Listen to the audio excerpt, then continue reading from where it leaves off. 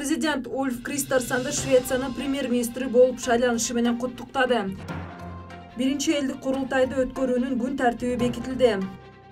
Токмок шаарынын экс-мэри Бишкек шаарынын вице-мэри кызматына дайындалды. Кытай Баткен областынын тургундарына $100.000 өлчөмүндө күм жардам берет. Салык кызматы ишкерлерге 10.000 гибриддик ККМди акысыз таратууда. Дээрлик 12 миллиард сом бажы кызматы пландын аз аткарылышын себебин түшүндүрдү. Бишкекте өтө турган самбо боюнча дүйнө чемпионатына 55 өлкө катышуу ниетин билдирди. Президент Садыр Жапаров Ульф Кристерсонду Швеция падышачылыгынын премьер-министри кызматына шайланышы менен куттуктады. Садыр Жапаров Ульф Кристерсонго чын ден соолук жана мамлекеттик ишине зор ийгиликтерди, ал эми Швеция элине бейпилдик жана өнүгүү каалады.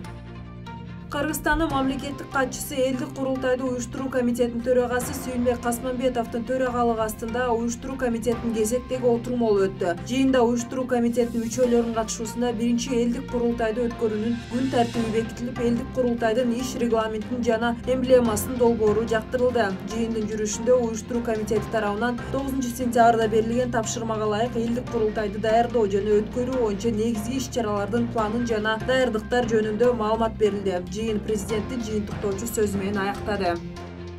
Бишкек шаарынын мэриясына кадрдык өзгөрүүлөр болду. Муниципалитеттин басма сөз кызматы билдиргендей, Бишкек шаарынын вице-мэри Олег Попиков ээлеген кызматынан бошотулду. Жыргалбек Шамуралиев Бишкек шаарынын турак жай коммуналдык чарба боюнча вице-мэр болуп дайындалды. Ал буга чейин Борбор кала башчысынын кеңешчиси болгон. Тиешелүү буйрукка Бишкек шаарынын мэри Эмилбек Абдыкадыров бир күн мурун кол койгон.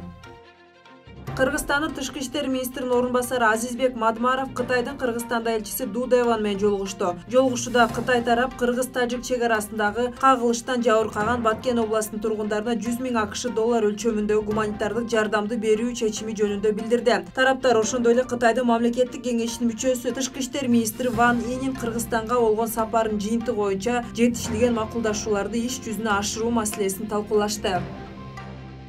Мамлекеттик салык кызматы ишкерлерге жаңы муундагы 10.000 гибриддик контролдук кассалык машиналарды акысыз берүүгө киришти. Маалыматкала ККМ бир катар себептерден улам кассалык аппараттарды өз алдынча сатып ала албаган ишкерлерге колдоо көрсөтүү максатында акысыз таратылууда. Орнотулган пост терминалы жана кассалык чек принтери менен гибриддик ККМдер субъекттин ишкердик активдүүлүгү учурунда акысыз берилет. ККМ аппаратын алуу үчүн салык төлөөчү экономикалык иш жүргүзгөн жери боюнча аймактык салык органына арыз бериши керек.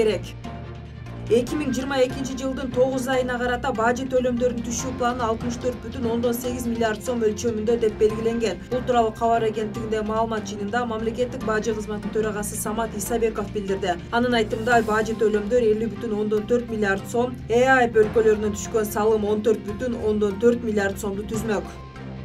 11-13 ноябрда Кыргызстанда алгачкы жолу самбо боюнча дүйнө чемпионаты өтөт. Бул тууралуу кабар агенттигинде өткөн маалымат жыйынында Дене тарбия жана спорт департаментинин директору Канат Шабданбаев билдирди. Анын айтымында иш-чара Бишкек шаарынын Арча-Беши конушундагы Газпром спорттук комплексинде өтөт.